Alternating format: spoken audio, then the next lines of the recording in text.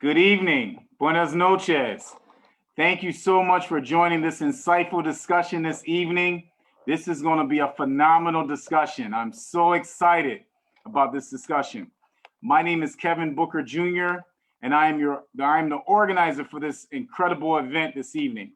The purpose of this evening is to discuss the importance of voting and explore the psychological impact and uncertainty has on the willingness to vote as a first-time voter. Now, we have an extraordinary moderator this evening, Sasha Lopez Watson. Now, let me tell you a little bit about Sasha Lopez Watson. Sasha Lopez Watson is a recent graduate of the University of Connecticut, where she majored in psychology. She is currently working on her master's degree at Southern New Hampshire University with a focus on industrial organizational psychology. Even though this election is not her first, her drive to vote and use her voice to encourage others to do the same is even more adamant than it was 4 years ago. She is encouraged by first-time voters how passionately they feel about this election and how dedicated they are to educating themselves about voting. Give a round of applause for Sasha Lopez Watson. Awesome. Thank you so much, Sasha, Kevin. thank you so much for moderating this event. It's a pleasure to have you here. Thank you so much, Kevin, for the introduction. I'm so excited to be here tonight with all of these very powerful voices. Thank you to Kevin for having me and for the panelists for really trusting me with this role. So let's just get right into it. We have 5 wonderful panelists tonight with us. We're going to start with doing some introductions. So Brian, Bella, Omar, Ariana, and Matthew join us tonight. If you all would like to share with us your name, the college that you're attending or have graduated from, the city or town that you live in, and what brings you here tonight. All right, my name is Brian. I am a senior here at Wesleyan University in Middletown, Connecticut, and I'm currently here on campus. Very thankfully, we've been able to maintain a low case rate throughout this time. And I'm here because it's obviously a very stressful time, and people have a lot of different thoughts about this election, rightfully so, one way or another. And I'm someone who struggles with those feelings a lot, and I'm really grateful that Kevin invited me to talk with you all about this. My name is Omar Phillips. I'm attending University Greensboro. I stay in Charlotte, and I'm here because, I feel like this is a very important topic, and I'm very grateful that my uncle, invited me into this call. My name is Bella. Thank you, Kevin, for inviting me to be part of this conversation. I'm currently studying political science and history at UConn. Unfortunately, I'm stuck at home for the semester. I live in Ledyard.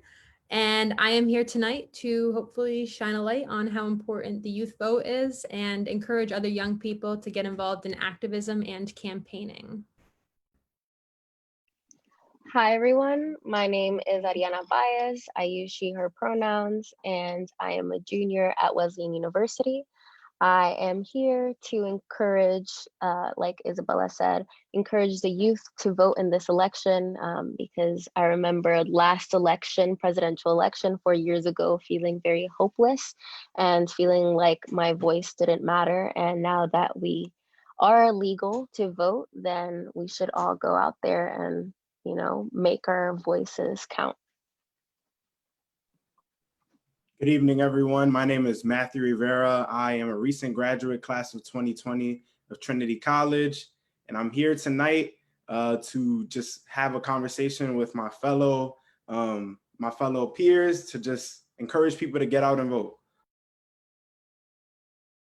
Thank you so much, everyone. It really seems like the underlying message is we just want everyone to feel as though their voice is necessary and needs to be heard. So Brian, Ariana, and Omar, I want to hear from you. Why is the right to vote important to you? And who or what inspired you the most to become an active voter? Well, for me, the most important person that inspired me is my mom, because she's always telling me, that I need to express my right to, my voice. And what makes me more eager to vote is just thinking about how my ancestors, or just Black people in general, had to fight for the right for us to vote. So I'm gonna express that, by voting, because they went through a lot, which everybody knows, and I feel like that's very important.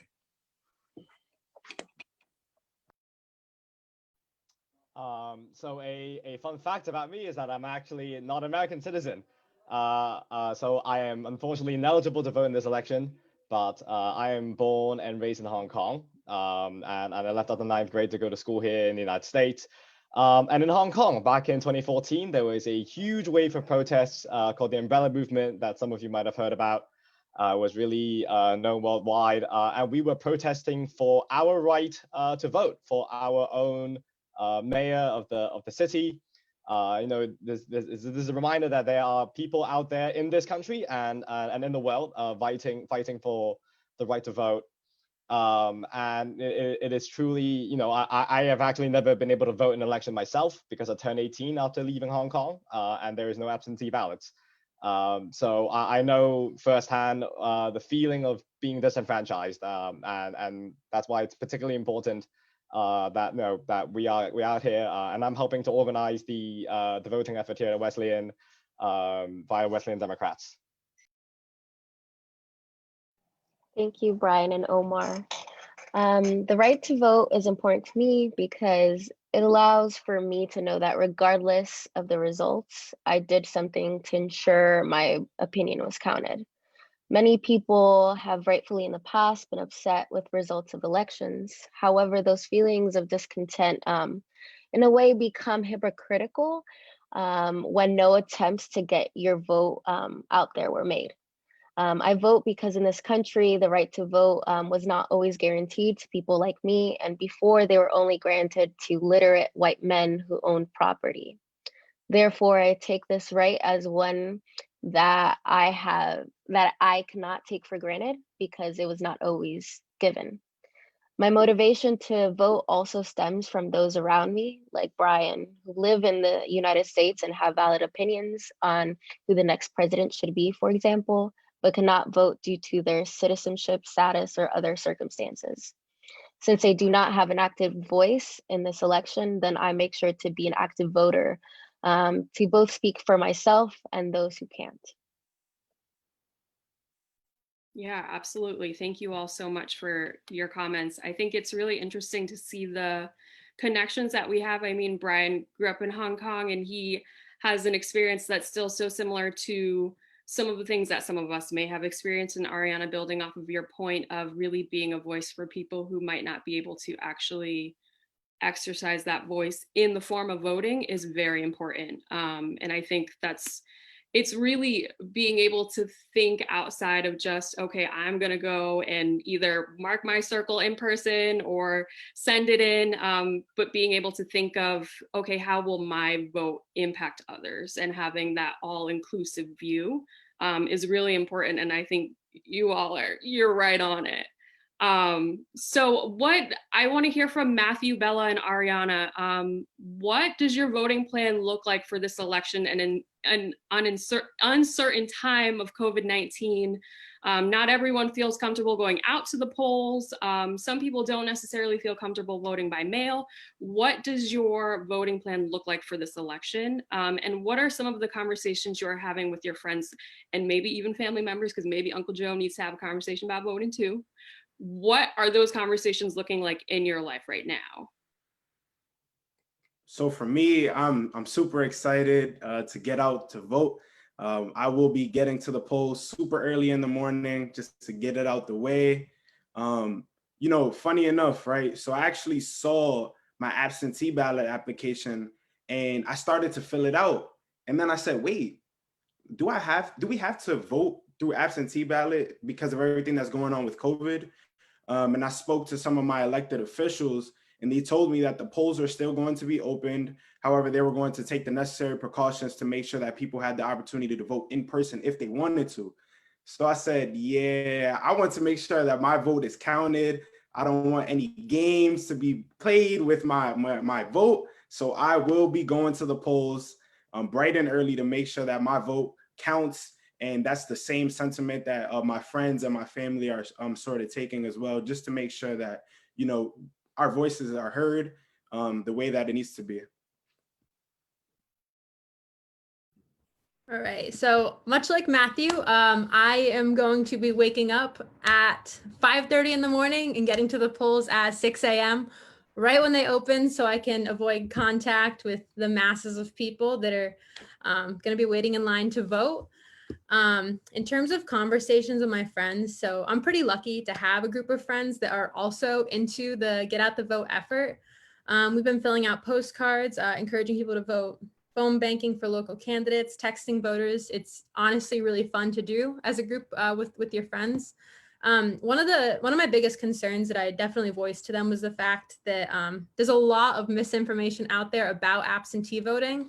It is kind of a confusing process, and you know, there's, like I said, a lot of confusion out there. So I just really wanted to make sure that people understood the process to obtain one, and, you know, fill it out properly and make sure they color the whole circle in, sign the envelopes, everything. And I just really wanted to make sure that that was done properly. I understand it's a very difficult time out there right now. There's people like us, we're in school, very stressful, the COVID pandemic. There's a lot of stresses and distractions out there, and it just makes it hard to keep up with the proper voting processes.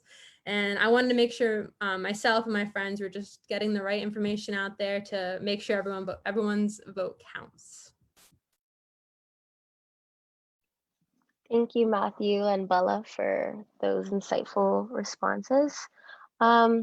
So my mother and I received our ballots through the mail and we filled them out, but regardless of filling them out, we were both like, okay, we're just gonna go in person, because I remember last time she voted during COVID and they sent in those mails, she wasn't allowed, like she had to go back home to get that pre-filled ballot. So we wanted to mark off any like confusion or like obstacles which may happen, because I wanted to vote in person since it was my first presidential election being able to vote. And there is a lot of like controversy and concerns about the postal service, about ballots being lost or marked invalid for like little minuscule reasons, like Bella mentioned, like not filling out the circle all the way. So like Matt and Bella, I'm gonna be waking up really early, going with my mom, getting all of like our PPEs so that we're protected while we're voting. And because in the state of New Jersey, there wasn't any early in-person voting, then that's the only time that we can vote in person. So I do expect to see a lot of people there. So I will take Bella's advice and wake up that early, even though I'm not a morning person, just to be safe, you know. Conversations with family and friends. So like every time like I drop off like baked goods with my family, like we'll make jokes and be like, if you vote for Trump, you're gonna get disowned, like that's it. And like, you know, little jokes like that. I think that all of my family is on the same board. Definitely not with the last presidential election, but now that we have experienced 4 years with our president, we know what he's about. He has proven it. And as a Latinx family, we know what our responsibility is. And so we're all going to turn up and vote and do our best to ensure that the next president is a preferable one. Yeah, absolutely, Ariane. I think you bring in some really good points about sometimes having to have tougher conversations. I mean, you might not be experiencing that, but I know that there are definitely probably people who are experiencing that, and maybe even some people who don't even know how they're feeling. So does anybody else like have any comments about other maybe tough conversations that you've had to have with people, or kind of conversations that you've approached in a certain way to be able to talk about voting?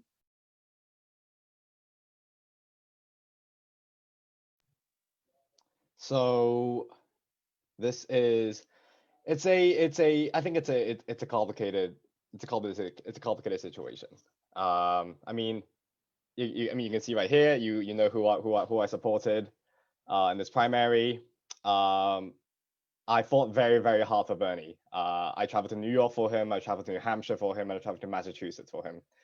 And I was definitely crushed when he didn't make it to the nomination.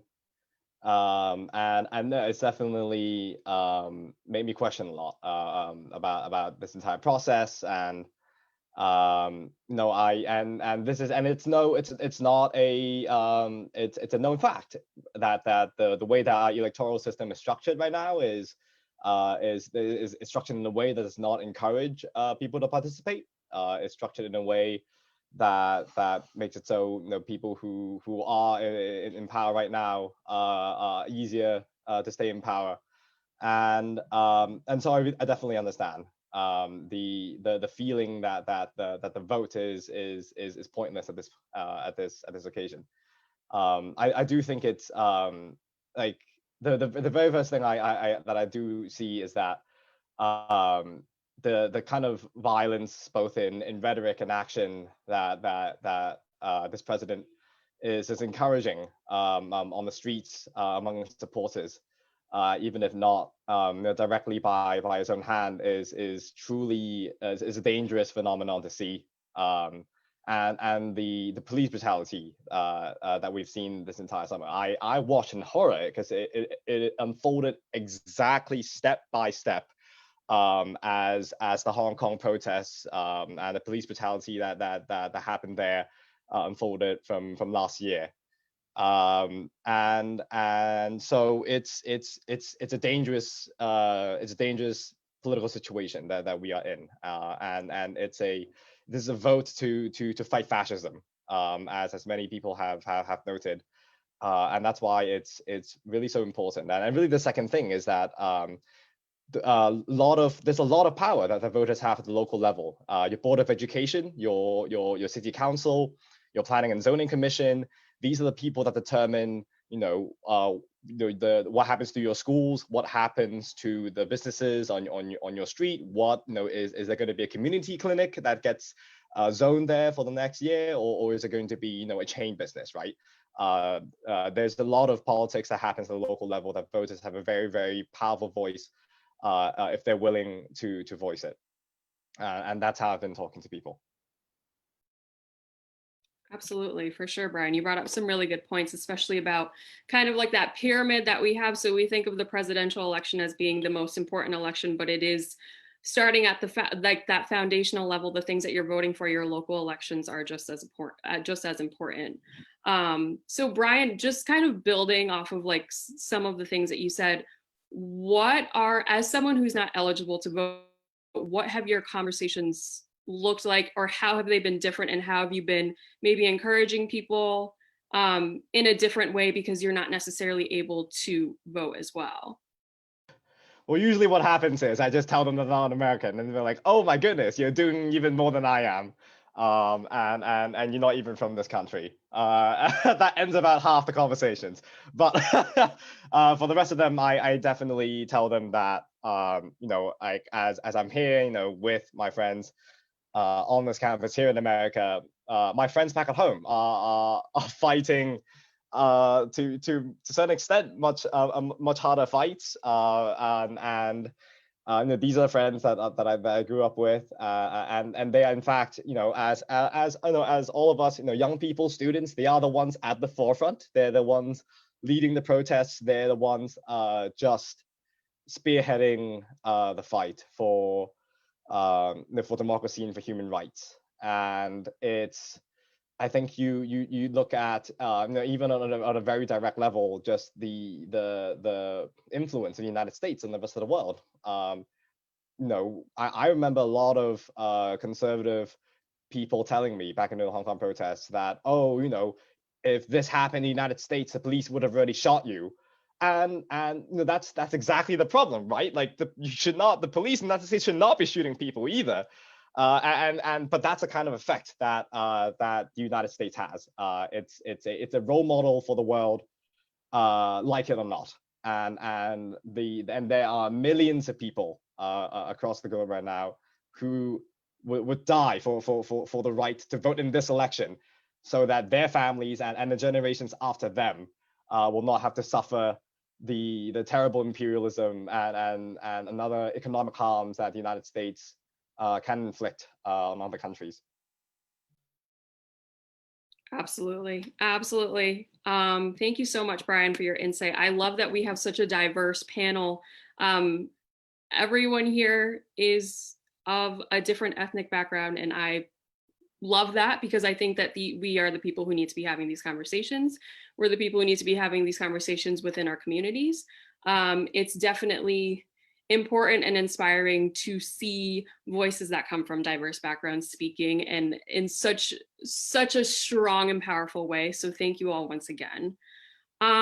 I would love to hear from Bella, Matthew, and Brian. What is some advice that you would give to someone who is maybe still unsure about voting, or who feels like maybe their voice and their vote doesn't matter? So it's funny because right before this panel, I was actually putting together a texting program to get people out to vote, and kind of structuring my arguments for the next 4 days while I call voters all day, pushing them to get to the polls. Honestly, this is going to be a very difficult election given the circumstances. It's going to be stressful, but every single vote counts. And if you're able to vote, people are counting on you. There's a lot of people that can't vote. For example, undocumented immigrants. We have a candidate that's going to look out for them. We have a candidate that's not. Protect them with your vote, for example. And there's so many other people that are going to be impacted by whoever wins this election. That aside, even in 2016, there was, I don't remember which state it was, but I know it was like a 22,000 votes that Hillary Clinton lost by. That's 22,000 people that can be convinced to vote one way or another to get out to the polls. And even in local and state elections, state senate elections, someone can lose by 4 votes, and that's 4 votes that we could have gotten by people that just didn't show up to the polls. So you got to get out and vote.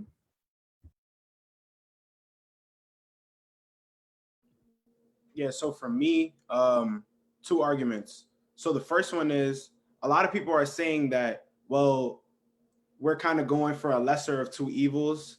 And to that I say, well, if we don't at least showcase the power that we have and the ability that we have to go to the polls in numbers, then well-qualified people who want to run for office probably won't do that. Because running for office and losing is emotionally draining. It's financially draining. It's a lot to deal with. And a lot of people aren't going to run for office that are capable to run. I mean, we have someone on here who fought really hard for someone that he thought was a great candidate in Bernie Sanders. But a lot of people said, if Bernie Sanders would have made it, and he would have been the Democrat, that's the Democrat that made it to the presidential elections, then maybe I would have voted. But then the next question is, well, did you vote in the primary election? And then they say no. And then I said, that's exactly the point. A lot of people who have the ability to do some tremendous work will not make it into office unless you showcase the powers in which you have by exercising your right to vote. And then the second thing, which is kind of just another tangent off the same point that I just made, is your vote is your voice, is your power. You have to showcase that, when these people actually run for office and they make it into office, you need to showcase with your community that they need to make sure that they are making the necessary decisions that positively impact your community. If not, they'll realize that they'll lose your vote and they'll lose your support and your community support. You see so often, and again, it's just similar to my point that I said about voting in the primary election. Truth be told, but a lot of people who run for office, the number one communities that they're targeting are people that voted in the primary election and swing states. So if you want to make sure that you have the utmost knowledge and understanding of what these politicians are doing, their plans, and what they're going to do for your respective community, you need to showcase your power by being someone who votes in the primary election.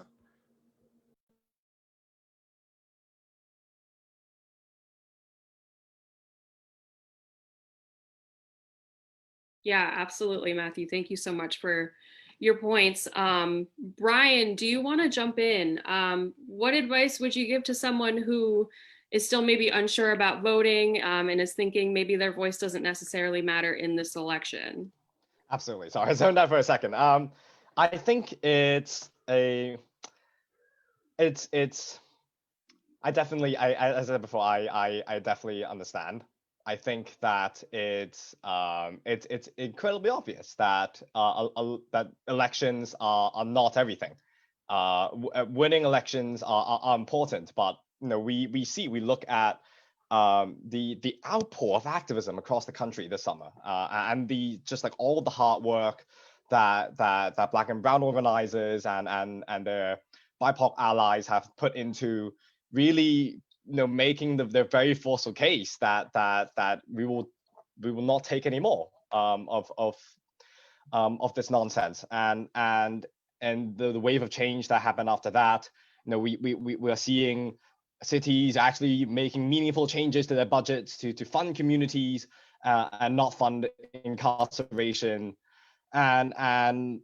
but I think a very key thing to understand is that working people are suffering so much right now, and not many people don't have a roof over their heads, or they're about to be evicted, or they are going hungry, or they can't go outside and they can't work. They're out of a job because of the economic crisis that we are in. And it is so much more difficult for us to organize, for young people to organize, or people of color to organize, for the working class to organize and to build power together if they can't even take a second out of their day, because they're fighting for their lives right now. And that's it's really important. I think that we give people the material conditions to be able to organize and to push for their own change in their communities, and to fight for self-liberation in that regard.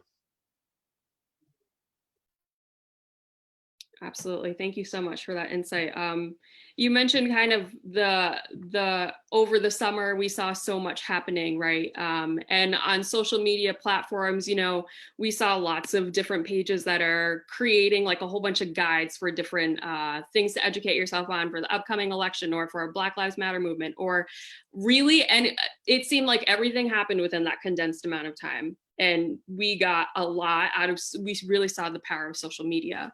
I was just curious to know, does anybody have any sources that they have stumbled upon within maybe the past few weeks or the past few months about that has helped them to learn about the election, or has helped maybe someone that they know to learn about the election and what it's going to mean?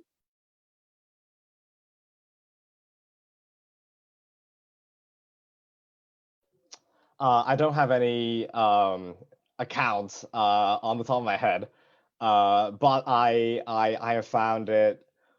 I think a lot of social media accounts really push this. They really push the message that it's criminal to feel that even a sense of doubt that your vote could possibly make a difference in this election. And I think that's not exactly the best way to go about it. At times, I think for a lot of people, their lived experience informs their decision to not vote. Maybe they've suffered violence at times at the hands of the government, at the hands of politicians, through action or inaction. And so I think I look at I see Angela Davis, who is now very popular, especially among college students, who are studying criminal justice, restorative justice, and things like that. For work on prison abolition, and her work on studying the criminal justice system and the police system, and why all of that is so bad. and historically has been so bad. And you know, she makes a very forceful case that again, you know, it's important that we enable people to organize around these causes by giving them the material leeway to do so that they're not fighting, you know, every second of their lives just to survive. And I think that those messages are a lot more powerful. And I've definitely seen a good few Instagram carousels that really bring that kind of perspective. Yeah, absolutely, for sure. Matthew, you mentioned people saying the lesser of two evils kind of thing.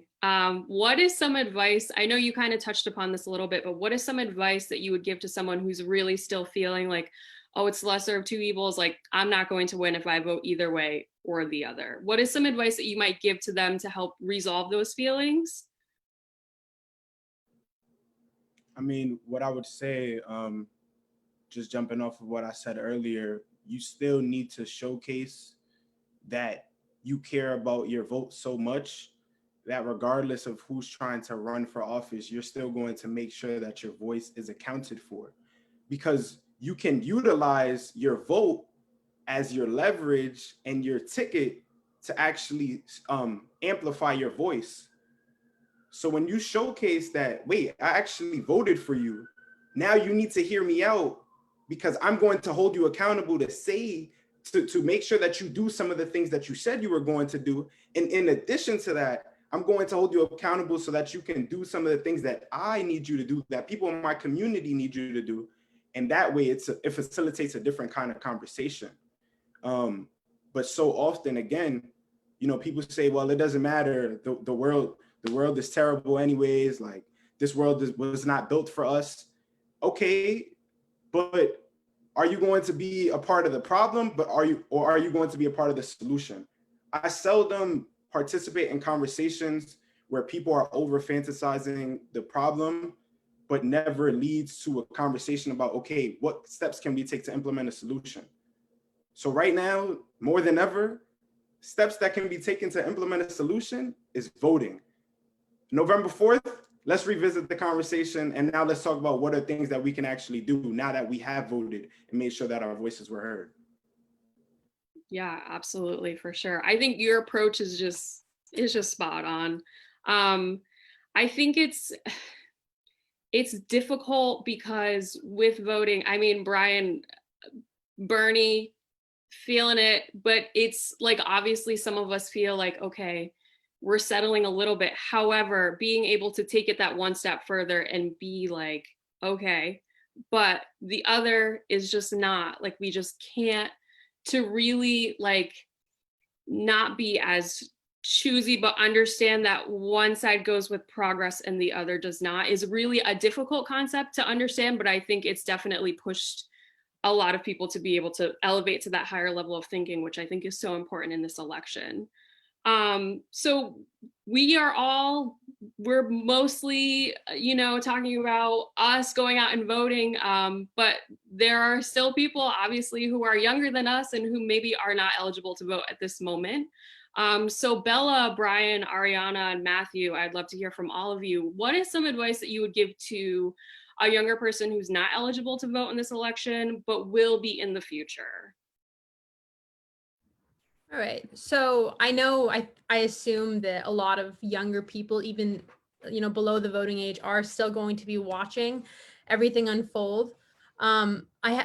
One big piece of advice that I have for them is don't get discouraged and think by what you see in the media, and don't immediately write off voting is useless. This is going to be a very difficult election to watch, even for the days and weeks to follow. Everything's still kind of up in the air with how votes are even going to be counted. You know, the youth is nearly half of the voting population, and regardless of what people that are older than you say, the person that you elect or that you're going to elect in the future is going to determine the future of this country, and that's the future that we're going to be living in. Another big piece of advice I have, I think Brian touched on this earlier, is that you need to pay attention to local and state elections. I know I didn't really pay all that much attention until the past year or two. I always thought it was, whatever happens in the national level, that's it.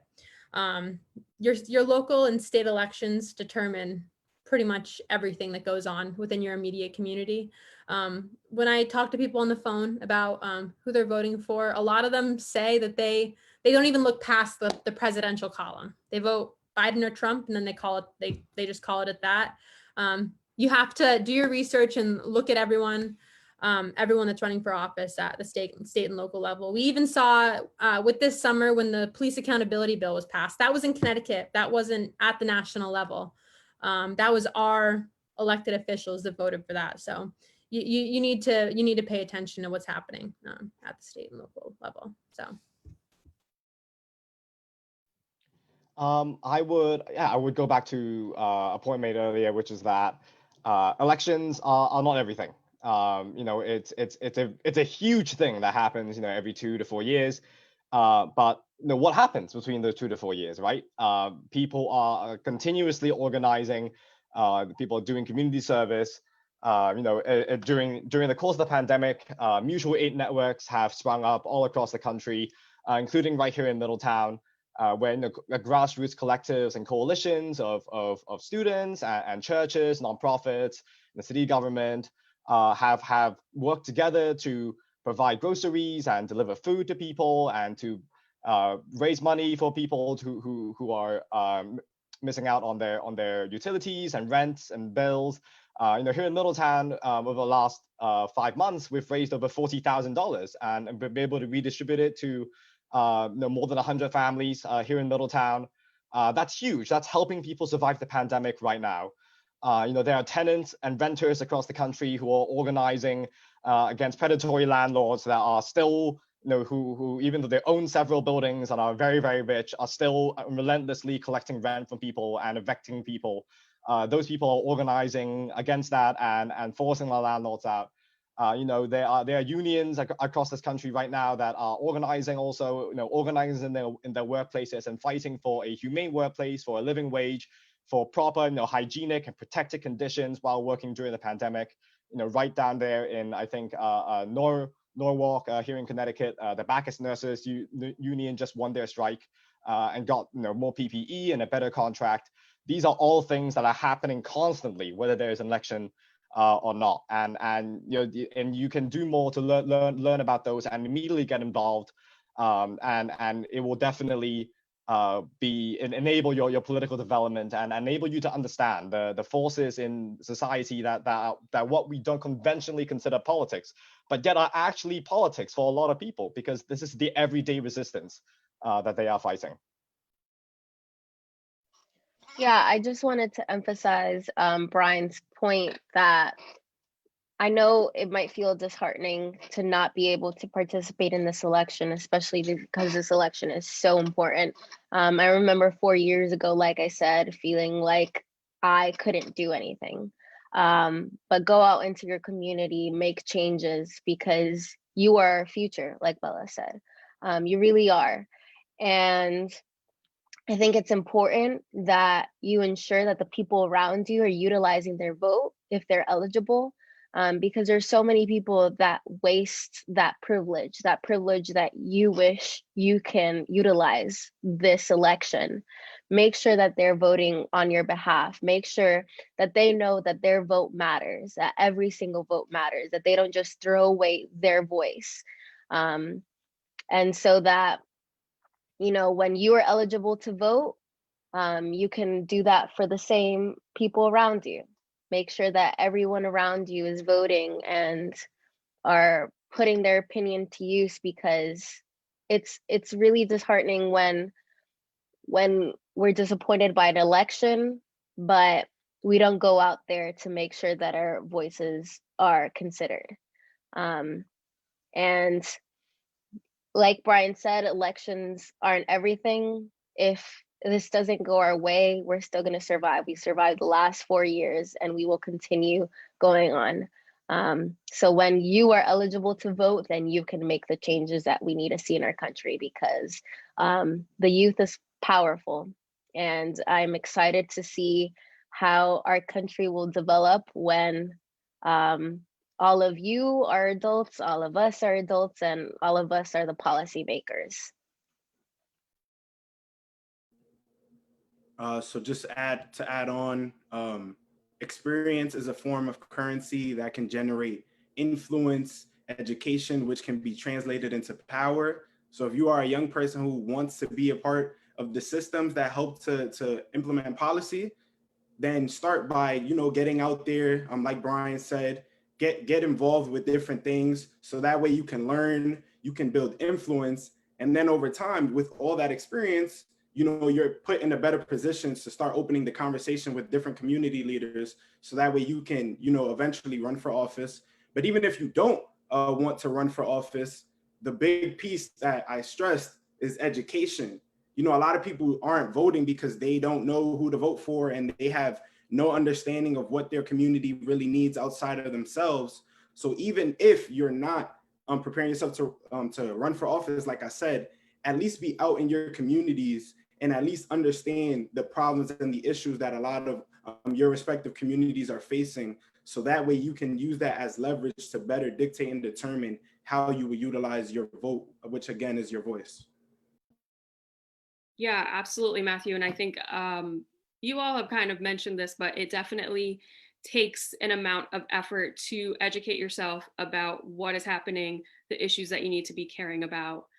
So kind of building off of that idea, what are some of, this is just open floor question, what are some of the political issues or issues in general that are important for you and for your generation? I'm also included in that. So for our generation.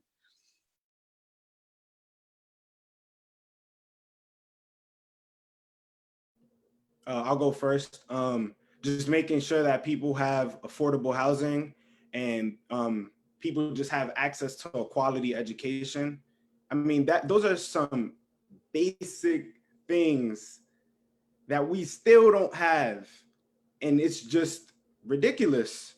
The fact of the matter is that we live in, quote unquote, I don't know who still says this, but one of the best countries in the world, and there are still so many people who struggle with figuring out where they're going to live and how they're going to get their education. And even to stress that even further, another basic need is just access to food.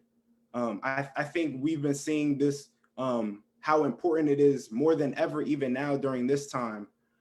So I just want to shout out all the local churches, the local community organizations. Shout out to the Food Share and all the other people who are really just stepping out and showing up and showing out just to make sure that, you know, our communities are just getting the basic needs that they need, such as food. So yeah, those are my 3 points. Yeah, I would definitely echo the point on education. Like, you know, I grew up in New York City, and New York City has one of the most segregated public school systems. And it's really disheartening to see the disparities in access, resources between private schools and public schools in the city, and how different boroughs in different communities are only exposed to the same types of people and the same types of resources depending on the income in that neighborhood.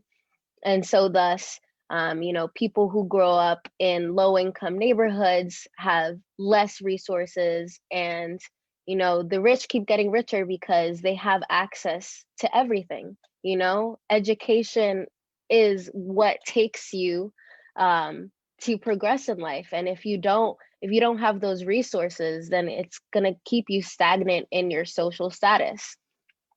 I also wanted, I think it's very important that we have free healthcare, especially during this time of COVID-19.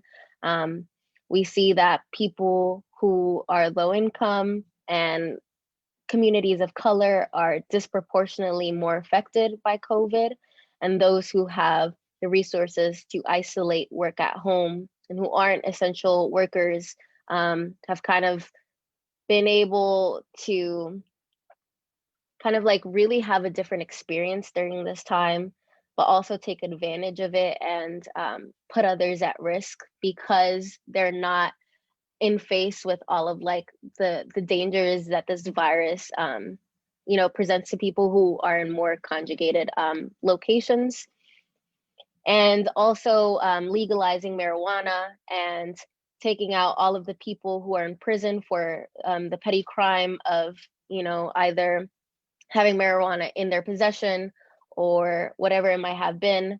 That those laws really target people of color, especially Black men.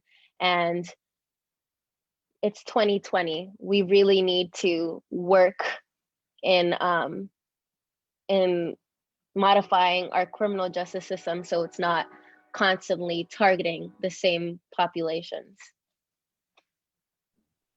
Yeah, to stem off of Ariana's point about healthcare, everyone says that we have the best country in the world, we're the richest country in the world, but we have one of the worst healthcare systems out there. I mean, it's an industry. It's not a system that functions to protect the people. It works for profit. It's protecting people that have money in their pockets and that can lobby in Congress, and the government bureaucrats that will throw their money at whatever big pharma there is. And that's what's making our healthcare system function. It should be free. It should be universal healthcare, like Bernie pushes for, like AOC pushes for. That's what's going to protect everyone equally, and not put people that are disproportionately affected by the system. I mean, during COVID, there were millions of people that got booted off their healthcare plans through their employers. It's just not right. Like, that's not. We should be protected by it. A lot of people say, the Constitution doesn't grant us that right. If you look at, if you really read the Constitution, it's definitely in there under the general welfare of the people, that it needs to be protected. So that's something that's really important to me, and hopefully we can work towards it by electing more progressive officials. So. And I know definitely here at Wesleyan, where the Sunrise Movement is active. We see that a big force in the current progressive wave sweeping the country is on climate justice, and on environmental justice, and on how the mass amounts of pollution and development that corporations have been doing for so long in this country are devastating indigenous communities. They're devastating Black and brown communities, and we half a century ago, and this is actually while when we grow up, like when we were growing up, corporations were the ones who told the government to tell us that, if we all just bought less, and if we, the consumers, the individual persons, if we just recycled, we could do this better. And it was a lie, because the matter of fact is it's the corporations that are committing the most amount of pollution, vastly outweighing any sort of collective individual action in terms of reducing our own waste, but collective action in the political arena to control these corporations, to protect the indigenous communities, to protect Black and brown neighborhoods. That is exactly how we, I think, are able to stem the tide, right? It's we all know that the deadline is very, very near in terms of irreversible environmental damage to all of especially our coastal cities, where the sea levels are going to rise the most immediately after the polar ice caps melt. That's incredibly important. And I think for a lot of us, that are graduating into the workplace, workplace democracy is definitely something that I know young people are thinking about. We have been the millennial generation in particular has lived through two economic depressions at this point. The prospects are not great, and we as workers should have a right and have a say in decent, humane workplace conditions for a decent wage. And for the direction that our work goes towards. We want to do things that are meaningful for society, and workers should be allowed the right to say so in the establishments that they work in. Yeah, absolutely. I think it really goes back to that central idea of education. So educating yourself about environmental issues, and educating yourself about healthcare. There's and education, I feel like it's so like, oh, education is so important. And people think like, higher ed, college, you don't have to go to college. You don't have to go into higher ed at all in order to educate yourself about these issues. And it's just really going to take you wanting to educate yourself about these issues that are so relevant to you as a human, but then also to other people, and to be able to have that wider perspective of thinking outside of yourself and what's going to be best for the community that I'm involved in, or my friends and my family who might not be of the same ethnic background as me, or the same socioeconomic status as me. That's really and I think you all touched on those points and right on. So kind of closing things out with our panelists, what is one 30-second takeaway that you want people to walk away from this conversation with? Yeah, well, I wanted to just express that like not voting at all is basically casting your vote for the current president, Donald Trump. To go out and vote because 21 of our past presidents have been elected to second term is much more common than we think. And thus, if you want your voice to be counted in this election, go out and vote. It's not a hard process. It might be very exciting for those of you like myself who are voting in this presidential election for the first time. So let's make our voice count.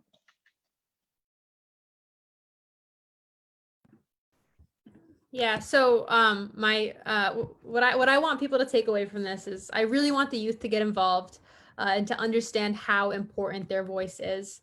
We make up a huge chunk of eligible voters, and we all need to vote. In terms of people that aren't of age to vote right now, regardless of your age, your ability to vote has nothing to do with your ability to protest, to organize, and to encourage others to vote. A massive amount of people that attended the protests this summer were high school age students. And I have two things I want everyone to do that are watching in the coming days. One, definitely try to get involved in a campaign in the next 4 days. The opportunities are out there and we need your help. And two, make sure 3 of your friends or family have a plan to vote.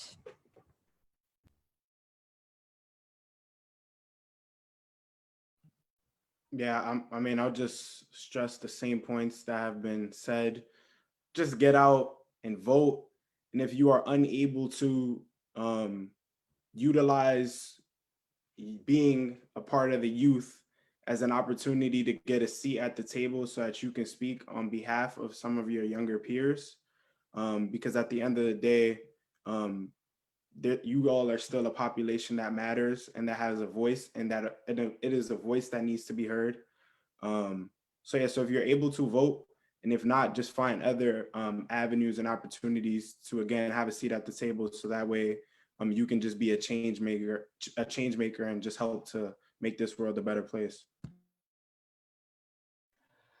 I think I look at what's been going on this year, and it's obvious that it's, for a lot of us of this generation, it's the worst thing we've ever experienced in our lives. It's totally unprecedented, the situation that we are in. We're triple crises of the pandemic, the economy, and of racial justice in this country. But it's also a defining moment for this generation.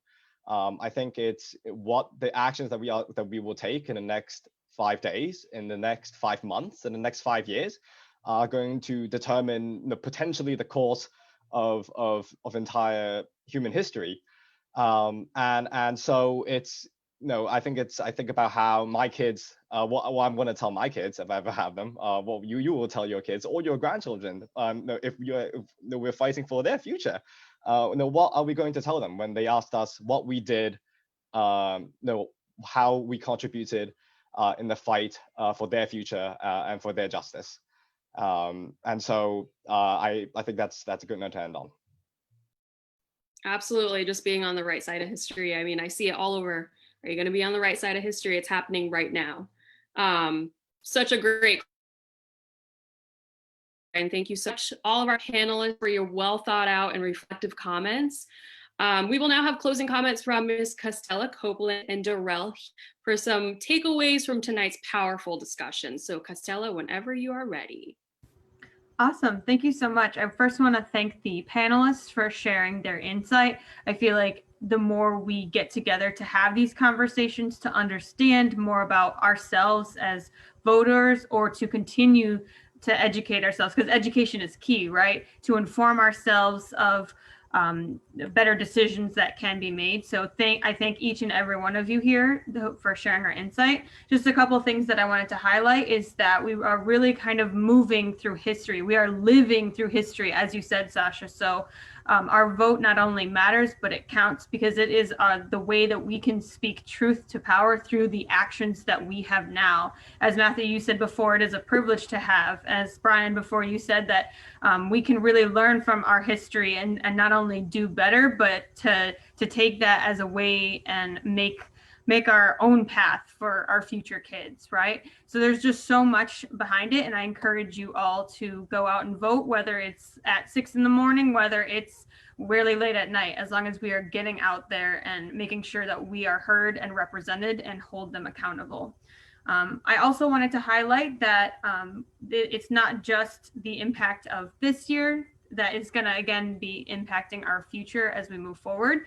If you want to continue this conversation, the National Black Cooperative is hosting an event tomorrow. Yes, on Halloween, but we're hosting it tomorrow at Hartford Capitol starting at 10 a.m. So if you would like to continue this conversation about having a voting plan, about how we can hold ourselves accountable and continue that education, starting with ourselves, because that's where it really starts, is by looking ourselves in the mirror and saying, how can I do better? Then feel free to come tomorrow at 10. It's free. There will be some hot chocolate since it'll be cold. So I hope you can join us, and thank you so much for having me again.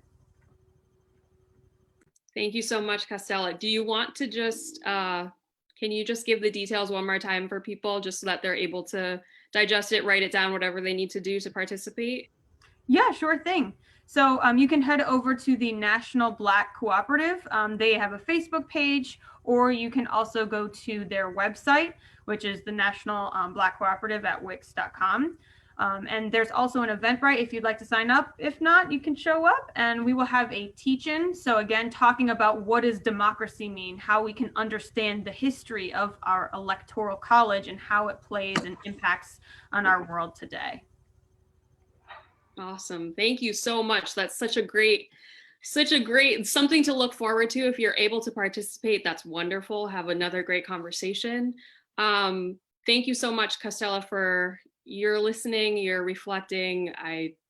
Spot on. Darrell, whenever you are ready, your remarks, we would love to hear them. Okay. Oh, it was amazing. Everything what everybody was talking to everybody about. Voting is like very important to me, because obviously I'm an American soldier, and like me and my fellow U.S. troops like need to serve for the like most beneficial president for the U.S. Army and military, or all branches in the military. And you know, the commander in chief is placed at the top of our chain of command, and the decisions that they make have to be chosen wisely, because of like any foreign threats to our country will be the first line of defense and risk our lives, you know.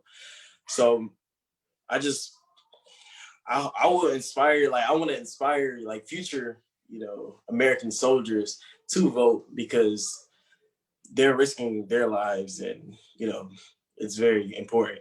And being in Korea as my first duty station, seeing their culture and seeing how they serve their president, it's like, it makes me want to, you know, inspire more, you know, civilians, U.S. civilians to vote, and, you know, military members to vote.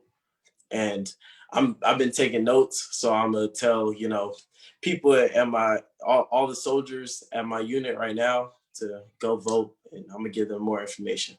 But thank all of y'all for having me. Thank you so much, Darrell. Before you go, I know you're not a panelist, but in 30 seconds, tell us your voting plan. My voting plan? So go vote, you know, early in the morning, go vote before everybody gets there, and just choose wisely and just that's it really. Thank you, everybody. All right. Thank you so much. Thank you, everyone, for panelists for being so wonderful. Thank you, Costella. Thank you, Darrell. Thank you, Kevin. This has been great. I love this conversation. This is great. Awesome. I just want to thank you all for being on this panel this evening. You did such a phenomenal job. You should be so proud of yourselves. Your passion, your dedication, and commitment to create change in your community is evident. I look forward to seeing the influence of your leadership, and thank you for bringing awareness this evening to social issues that we still need to address in our nation. Wow, it's so evident. And so let's continue encouraging our families, as many of you said, friends, our communities, and to step up and have their voices heard by voting. And thank you, Matt, Bella, Ariana, Brian, Costella, Darrell, and our moderator, Sasha. Thank you so much. That's right. Give yourselves a round of applause. Phenomenal job. And I love all of your positive energy. And I just couldn't stop thinking about the late John Lewis when he always said, remember, never ever be afraid to make some noise and get in good trouble, necessary trouble. Good trouble and necessary trouble.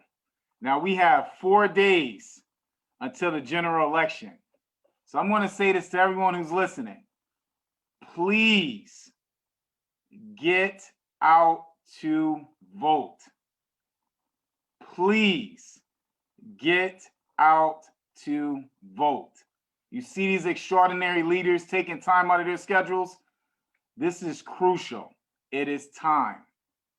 Let's rally, let's move, let's activate, because it is time. Tuesday, November 3rd. Let's do it. I love you all. Thank you so much for all of your positive energy. You are dynamic. I had a phenomenal time just watching this. Thank you so much, everyone. Thank you for listening, everyone. Bye-bye.